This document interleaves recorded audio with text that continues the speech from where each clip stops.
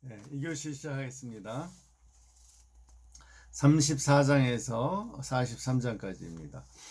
우선 이제 카이퍼가 일반 은혜의 그 양상을 세 가지로 얘기하고 있어요. 그러니까 일반 은혜가 어디에서 나타나는가의 모습이죠. 첫째가 마음, 둘째가 육체, 육신, 셋째가 자연, 이렇게 나누어서 설명하고 있습니다. 억제된 마음의 부패해서 34장에서부터 이야기하고 있는데요. 일반 은혜는 자아의 내적 충동을 그 자체의 악에 맡기지만 이제 악이 작용한다는 거죠. 우리의 마음속에. 이 악이 충분한 효력을 발휘하지 않게 막는다. 내면의 악을 억누르고 보류하고 방해하는 힘이다. 일반 은총이요. 그러니까 이제 카이퍼는 우선 개혁주의에 따라서 이제 인간을 이분법으로 나누죠. 육체와 영혼 해서 영적인 생명과 또 이 정신적 작용, 뭐 지정의의 작용을 하는 인간의 정신 또는 마음을 하나의 일체로 보는 거죠. 그래서 인간의 영혼과 정신,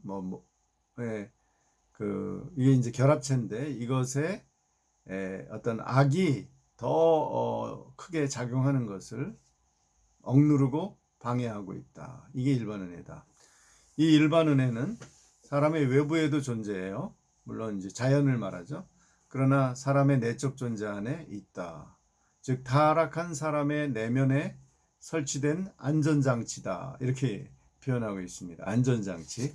우리 내면이 정말 끝까지 타락의 끝까지 가지 않도록 이 방해를 하는, 더 이상 못 가게 하는 안전장치다라는 거죠. 또 그것을 억제하는 장치로 작용하는 거죠. 일반은혜는 우리의 본성의 부패를 제거하지는 않아요. 그러나 우리 내면 안에 죄라는 독소가 가진 지속적인 효과와 침투를 억제해요. 그래서 이 소극적 작용, 억제의 작용, 죄의 억제가 칼빈서부터 이 카이퍼까지 기본적인 일반 은혜의 아주 기본 원리입니다. 기본 어떤 원리, 내용이죠. 그것은 우리 내면에 불타는 작은 불꽃이다. 예, 작은 불꽃, 이렇게 메타포를 또 쓰기도 하고요. 안전장치라는 메타포도 쓰고요. 예를 들면 그 악의 작용이 막 활발하게 일어나는 것을 막는 효소, 예, 그런 화학물질, 이렇게도 표현할 수 있죠. 타락 후에 아담과 하와가 하나님에게 욕설과 저주를 퍼붓지 않고 두려워 떨게 된 것, 그 두려워서 피했다고 나오죠. 창세기 3장에 그것 자체가 그리고 이제 숨었죠. 도망친 것. 그것은 인간의 내면에 주어진 일반 은혜의 결과다. 그러니까 완전히 사탄처럼 아주 악하게 되었으면 하나님한테 막 대들었겠죠. 응? 우리가 못 지킬 명령을 주셔서 이렇게 만들었냐, 그러고 막 이제 하나님께 대들었을 텐데, 그들은 그래도 자기들이 부끄러워서 숨었잖아요. 하나님이 두렵고 부끄러워서. 그것 자체가 악이 그래도 억제된 상태라는 거죠. 충분히 이해가 되죠. 그때부터 이미 일반 은총이 작용했다 이거죠. 이렇게 아주 예리하게 해석한 것 같아요. 우리는 보통 여태까지 타락해서 아담과 하나님을 피해서 숨은 것이 그냥 아직은 그냥 당연히 그랬겠지 이렇게 생각을 했잖아요. 그런데 그것조차도 신학적으로 보면 일반 은총이 작용한 거라고 보는 거죠. 타락 즉시 악이 우리는 아직 그렇게 막 최고로 성장하지 않았다고 보기가 쉬운데 그것 자체가 일반 은총으로 봐야 된다는 거죠.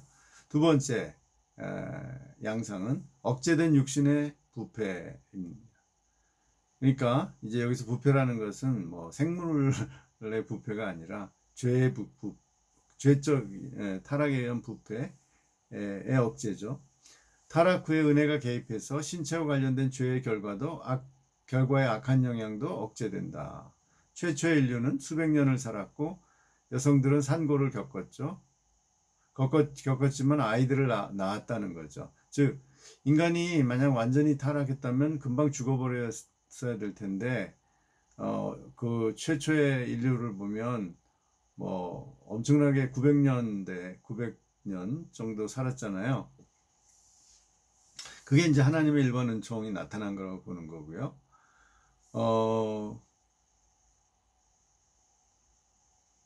제일 오래 산 사람이 누구죠? 969살인가? 무드셀라? 그렇게 900살 이상 그렇게 살았죠.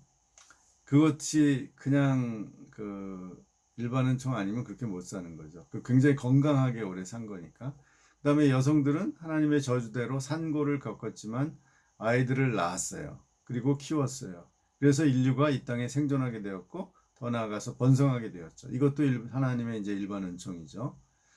세 번째, 억제된 자연의 부패 해서 자연의 어떤 그 저주 있죠. 땅이 이제 황폐해지고 엉겅퀴가 자라는 이러한 모든 게 억제가 어느 정도 됐으니까 인간이 거기서 생존하게 된 거죠. 일반 은혜는 자연을 통해 모든 사람에게 주어지는 은혜의 규칙, 즉 해를 악인과 선인에게 비추며 비를 의로운 자와 불의한 자에게 내리게 하는 이 규칙을 항상 따른다. 하나님이 어떤 인간이든지 생존할 수 있도록 이와 해를 비추어 주시고 비를 주셨어요. 만약 이 두 가지가 없다면 우린 벌써 다 얼어 죽었고 기근에 의해서 다 말라 죽었겠죠. 그러한 이 자연 환경의 조건, 인류가 살 수 있도록 해주신 그 조건이 하나님의 일반 은혜의 가장 큰 기본적인 조건이죠. 따라서 일반 은혜가 개입하지 않았다면 자연의 파괴는 계속되어 혼돈과 공허의 상태로 돌아갔을 것이다. 네, 맞죠? 지구가 완전히 생물이 살 수 없는 곳으로 변했겠죠. 그래서 이제 이러한 그 사실에 입각해서 일반 은혜의 일반성을 얘기하고 있습니다. 이 은혜는 소수의 개인에게 한정되지 않고 모든 인류를 향했기 때문에 이제 보통 은혜, general grace 또는 일반 은혜, common grace라는 이름을 갖는 것이 타당하다라는 겁니다. 이 general이란 말을 쓰는 거예요. 그러니까 모든 사람에게 주어졌다는 의미에서 그게 이제 약간의 사람마다 차이가 있겠죠. 자연환경도 우리 지역에 따라서 차이가 나잖아요. 살기 척박한 곳에 사막에 사는 사람들도 있고 이렇게 아주 적절하게 온도와 강수량이랑 이런 게 적절하게 맞는 지역에 사는 사람도 있어요. 그러니까 자연적인 일반 은혜의 정도도 약간 다르고 개인마다 받은 어떤 신체적인 건강 또는 정신의 능력 이런 것도 다르니까 일반 은혜의 개인적 차이나 어떤 어떤 그런 자연적 차이가 있죠. 이걸 꼭 구태여 말한다면 어떤 종족마다 주어진 차이가 있는 거죠. 그러나 공통적이다 라는 점에서 일반적이다라는 거죠. 이것을 이제 우리가 다음 시간에 할 클래스 스킬더가 상당히 거부 반응을 보이면서 이제 비판하는 거죠. 그래서 이 논쟁을 우리가 잘 봐야 됩니다. 홍수 후의 은혜의 세 단계가 있어요. 이제 첫째는 하나님께서 이제 어떻게 은혜를 쭉 주셨나 하는 거죠. 첫째는 이제 홍수 직후에 기능한 일반 은혜인데 이 은혜는 인류를 살아남게는 했지만 그 타락한 본성 때문에 순식간에 모든 종류의 악으로 발전하게 했다는 거죠. 이건 그러니까 좀 이렇게 카이퍼가 좀 자기 나름대로 해석을 한 것 같아요. 예를 들면 노아와 그 가족에서 일어난 함과 가나안 그 문제가 떠오르는데 이제 그런 식으로 금방 다시 노아도 타락했고 그 자녀들도 타락했다 그런 얘기를 얘기하는 것 같아요. 그런데 이제 그럼에도 불구하고 둘째 단계가 우리가 지금 알고 있는 은혜, 즉 홍수 후에 인류를 살아남게 했을 뿐 아니라 인류가 더 높은 수준의 시민적 의를 발전시키는 것을 가능하게 한 은혜다. 이제 이게 그 후에 문명이 발전하잖아요. 그때 작용한 하나님의 일반 은혜를 말하는데 조금 요것을 이렇게 수정하면 이 일반 은혜의 양면을 얘기하려고 한 것 같기도 해요. 첫째는 소극적인 악을 억제하는 그런 소극적 기능. 두 번째는 적극적으로 문명을 발전시키는 우리 하나님이 주신 아까 그 선행의 능력이나 또 지혜를 최대한으로 발전시키는 그런 발전시켜서 문명을 이루고 인간이 어떤 평화롭게 살 수 있게 만든 그런 어떤 은혜, 그것을 이제 적극적 측면이라고 보겠죠. 일반 은혜. 두 가지를 얘기하는 것 같아요. 이걸 단계적으로 얘기하고, 세 번째는 특별 은혜로 보는 거죠. 이스라엘에서 그 잠정적 형태를 취하고 그리스도의 성육신을 통해 성취된 은혜예요. 이 은혜는 이중적인데 지상교회를 번성하게 하는 효과, 즉 복음을 통해서, 그리스도의 복음을 통해서 교회가 세워지고 교회가 번성하게 되는 효과를 가져왔고, 이 특별 은혜가 그 다음에 교회를 통해서 국가들에게 일반 은혜가 더 충분한 효과를 달성하도록 하는 효과다. 요 면이 카이퍼에게 계속 나옵니다. 그러니까 교회가 번성해서 어떤 한 나라에게 크리스찬이 다 선교를 해서 크리스찬이 되면 그 국가에서 크리스찬들이 하나님의 뜻에 따라서 일반 은혜를 사용하기 때문에 더 그 나라가 살기 좋아지고 더 정의와 사랑이 실천되고 좋은 나라가 된다. 그런 거죠. 지금 그러면서 이제 그것을 카이퍼 자신이 사는 이 유럽 국가에 적용을 하는 거죠. 이거는 완전히 해결하고 비슷한 사고방식이죠. 이 개신교 국가가 이 역사의 종말이라고 보는, 발전의 종말 단계라고 보는 거죠. 뭐 이렇게 직접적으로 카이퍼는 해결을 얘기는 안 하지만 상당히 유사성을 가지고 있어요. 그건 그 당시에 이제 신해결주의라든지 뭐 유럽의 기독교 국가들, 개신교 국가에서 널리 퍼진 사상이라고도 할 수 있죠. 그러니까 이제 이 상호작용을 하는 거예요. 일반 은혜를 통해서 이제 특별 은혜가 준비가 되죠. 특별 은혜를 받으면 이 일반 은혜를 더 활용할 수 있게, 더 적극적으로 활용할 수 있게 되는 거죠. 분명히 그런 효과가 있잖아요. 예수를 믿으면 사람들이 옛날에는 막 방탕하게 살다가 아주 그 질서 있는 삶을 살고 열심히 일하고 가정적이 되고 뭐 그런 또 사회 정의를 추구하고 이웃에게 자비를 베풀고 이런 일이 일어나면 더 좋은 사회가 되는 거죠. 일반 은총이 더 활발하게 사용되는 거죠. 이런 순환성을 얘기를 하고 있습니다. 그러나 하여간 일반 은총이 소극적인 면, 적극적인 면이 작동하다가 결국 구원, 특별 은혜가 일어났다라는 겁니다. 그 다음에 일반 은혜가 주어지는 방식을 이제 설명하고 있는데 핵심은 뭐냐면 그것은 그 하나님의 이제 그 성경에 보면 아담의 후손 중에 가인의 살아남은 이제 가인의 후예하고 셋의 후예가 있잖아요. 그러니까 가인의 후예는 하나님으로부터 이제 버림받은 하나님과 멀어진 사람들이고요. 셋은 그래도 하나님에 대한 신앙을 가지고 간직한 그런 계보인데 성경에 나오면 셋의 후손 중에서 뭐 이런 일반적인 은혜를 막 활약해서 뭘 만들고 그런 얘기는 잘 안 나오는데 이 가인의 후예에서 그게 나오죠. 그래서 이 일반 은혜라는 것은 꼭 신앙이 좋은 사람에게만 나타나는 게 아니라 안 믿는 사람 또는 인간 안적으로 악한 사람에게도 나타난다는 걸 얘기하는 거예요. 인류 초기에 우리의 기대와 달리 일반 은혜는 하나님의 저주를 받은 가인의 후손들에게 더 강하게 나타났다. 즉 가인의 6대손 라멕의 아들들, 야발은 목축을 했죠. 유발은 악기를 만들어서 음악을 했죠. 두발가인은 기술, 동과 철로 기계를 만들고 기술을 발전시켰죠. 이런 우리가 말한 지금 목축, 상업, 예술, 과학, 기술 이런 것이 가인의 6대손인 라멕의 그 자녀들에게서 나타난 거죠.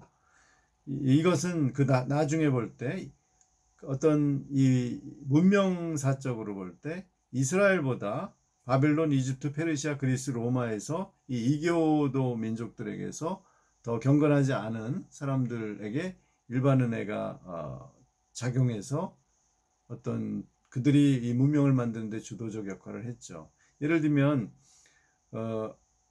우리 솔로몬의 성전도 그 형태를 만들었잖아요. 그것을 어디서 가져왔겠어요? 그러니까 그걸 대체로 이집트의 성전에서 많이 그 형상 그 디자인을 가져왔다, 설계를 가져왔다 이렇게 보잖아요.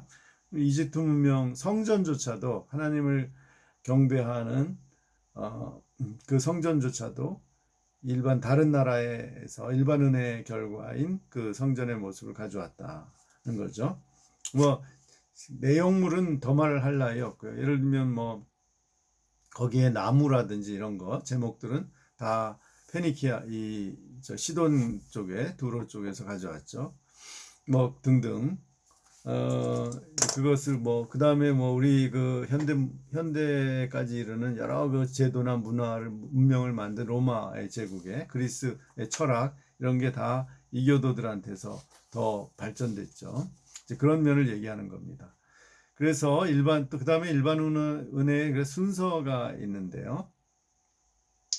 하나님은 처음에 이제 홍수 후에 노아 언약을 통해서 일반 은혜를 본격적으로 선포하셨다는 거예요. 노아 언약을 통해서 이제 모든 인간에게 다시 일반 은혜가 선포됐죠. 그것을 이제 칼빈은 아브라함 이전의 은혜 언약을 언급하지는 않았다. 그럼에도 불구하고 칼빈 역시 교회는 낙원 때부터 존재했다고 가르친다. 칼빈이 우선 그러니까 이 세세우선으로부터 나오는 잠재적 교회에 하나님을 믿는 신앙이 있었죠. 그걸 얘기하는 것 같고 아브라함에게 통해서 창세기 12장에 이제 은혜 언약이라는 게 생겼잖아요. 하나님의 백성이 되는 그렇죠. 그러니까 그 전에는 뭐 그냥 놔두는 거죠. 그런 뭐 이런 이제 그런데 이제 칼빈 이후의 신학자들은 은혜 언약이 비록 아브라함의 기사에서 처음 언급됐지만 은혜 언약의 시작은 낙원에서부터 두는 거죠. 그러니까 아담과 뭐 이건 이제 창세기 3장 15절에 원복음부터 얘기를 할 수 있겠죠. 또는 뭐 창세기 1장 27, 8절에 문화 명령 거기서부터 이제 은혜 언약의 시작을 두었다고 하는지 이건 좀 불분명해요. 너무 짧게 써가지고. 그다음 특별 은혜와 일반 은혜의 통합. 그래서 아브라함에게서 여태까지 암묵적으로 엮여 있었던 일반 은혜와 특별 은혜가 이제 갈라져 나오죠. 그 얘기는 일반 은혜 속에 특별 은혜가 감춰져 있었는데 이제 특별 은혜가 즉 은혜 언약이 명확하게 드러나는 거죠. 아브라함을 통해서 즉 구원의 교리, 특별 은혜가 명확해지는 거죠.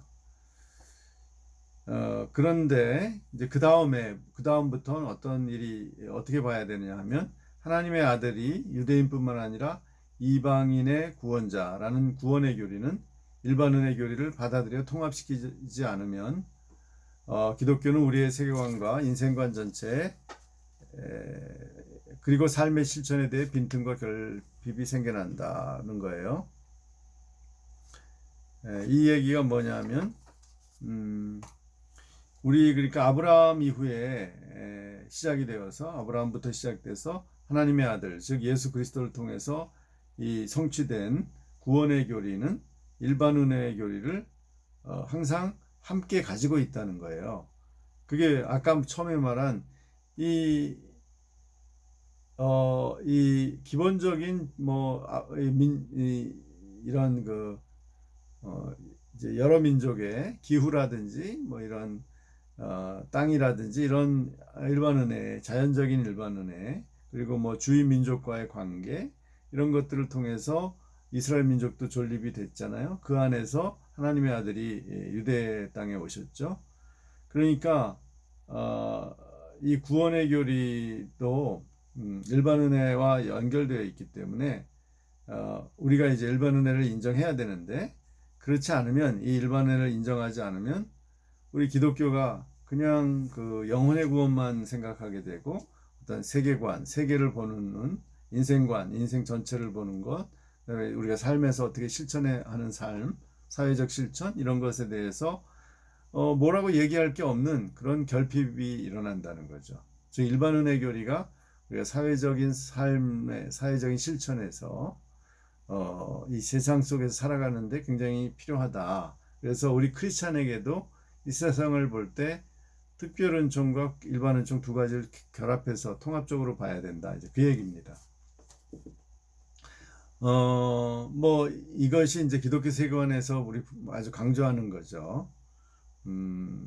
이 세상도 하나님의 세상이고 통치하시는 영역이기 때문에 우리가 거기에 하나님 나라를 이루어가야 되고, 교회만이 하나님 나라가 아니고 다 우리의 사명 사역은 모든 하나님을 위한 사역은 이 교회뿐만 아니라 세상에서도 일어나고, 이 세상도 우리가 하나님의 일을 해야 할 것이다. 뭐 그렇게 되는 거죠. 복음 전도만이 아니라 사회적인 실천도 하나님의 일이다 이거죠. 그 얘기를 지금 하는데 일반 은혜와 특별 은혜 이 양면의 은혜를 결합시켜서 이제 지금 표현하는 거죠.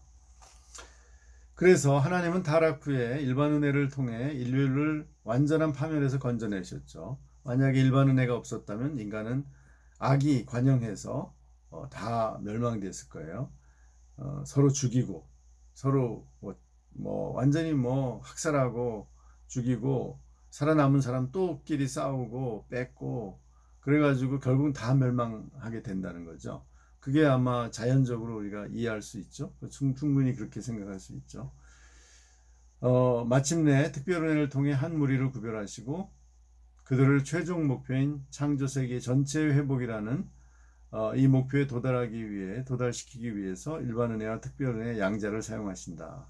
그러니까 하나님의 구원의 끝인 이 완성, 이 세계의 회복 또는 새 창조, 이것을 위해서 하나님께서 구원의 은총, 특별 은총만 사용하신다고 보통 이렇게 우리 개신교에서 복음주의에서 얘기를 하잖아요. 근데 그렇지 않다는 거죠. 일반 은혜가 항상 동반된다는 거예요. 그래서 이 세계에 일반 은혜가 없으면 여러분 모든 인간이 악하면 악해지면 교회를 다 없애버려 버리죠. 그런데 그렇지는 않잖아요. 종교의 자유를 인정하는 거. 우리 많은 나라가 심지어 사회주의 국가, 공산국가도 법적으로는 헌법에 종교의 자유를 인정하죠. 그게 왜 그러겠어요? 그게 뭐라 그럴까? 자기 나름대로 합리적이라고 생각하는 거죠. 종교를 무조건 부정할 수는 없다는 거죠. 이제 그런 게 다 일반 은혜죠. 만약 헌법에 부정해서 종교는 다 박멸해야 된다 하면은 기독교가 남아 있겠어요? 뭐 불교도 모든 종교가 탄압의 직접적인 대상이 되는 거죠. 그러나 지금 그러지는 못하고 북한마저도 겉으로는 안 하는 척하면서 속으로는 이제 실제로는 다 하죠. 다 탄압하고 죽이고 수용소로 보내고 그게 최악인 경우고 이제 북한처럼 여러분 중국만 해도 지금 시진핑이 권력을 아주 완전히 장악하기 위해서 이 종교 세력을 탄압하는데 기독교도 그 대상이죠. 그래서 기독교도 탄압하지만 십자가도 없애고 교회도 막 이렇게 부술 때도 있고 그렇지만 기독교를 완전히 금지시키지는 못하죠. 이런 게 다 일반 은총이라는 겁니다. 그래서 우리가 생각해야 될 것은 이 보통은 일반 은총은 따로 생각을 하고 이 특별 은총과 연결을 해서 생각하는 면은 약한 것 같아요. 보통 우리 장로교 이렇게 신자들이나 목회자들 봐도. 그러나 항상 우리가 구원받은 후에 특별한 은혜를 입은 후에도 일반 은총을 함께 같이 작용한다는 걸 지금 카이퍼가 강조하고 있죠. 그것을 우리가 충분히 생각해 볼 필요가 있죠. 그 과연 맞는가? 과연 우리 크리스찬들이 일반 은총을 이용해야 안 해요? 일반 은혜를 하죠. 컴퓨터 안 써요? 이거 크리스찬들이 만들었어요? 우리가 먹는 음식, 의식주 모든 게 이게 이 특별한 은혜의 결과입니까? 이게 없으면 우리는 어때요? 아무것도 없이 살 수 있어요? 없죠. 우리도 하루만 굶어도 우리 다 배고프고 뭐 한 달 굶으면 다 죽고 물만 일주일 못 먹어도 죽겠죠. 우리 그렇죠. 물이 뭐 생수가 어디 기독교하고 상관이 있어요? 그러니까 이 일반 은혜가 항상 우리 특별 은혜를 받은 사람들도 일반 은혜와 함께 통합적으로 이 삶을 살아가고 있고 거기에서 교회도 유지되고 발전이 되고 복음화도 일어나고 그런다는 거죠. 하나님의 역사가 일어나는 거죠. 예, 이것이 이제 카이퍼의 일반 은혜론이죠. 하나님께서 아브라함까지는 일반 은혜만 주셨고 특별 은혜는 이제 속에 암묵적으로 있다가 아브라함을 통해서 특별 은혜가 확고하게 이제 시작이 됐죠. 이스라엘 역사와 함께. 그리고 나서 예수 그리스도 통해서 이제 그게 성취됐는데 일반 특별 은혜가 완전히 성취됐죠. 구원의 은혜가 이제 그리고 그걸 통해서 교회를 통해서 이제 이 특별 은혜가 계속되고 있죠. 그런데 그 밑에는 일반 은혜가 계속 같이 가고 있어서 상호작용을 통해서 역사가 이루어져 가고 있다. 이게 이제 카이퍼가 보는 어떤 역사관입니다. 이 은총론적인 역사관. 네, 오늘 이 교시는 여기까지 하겠습니다. 여기서 뭐 여러분 생각해 보실 거 생각하시고 질문이나 토론 부탁드립니다.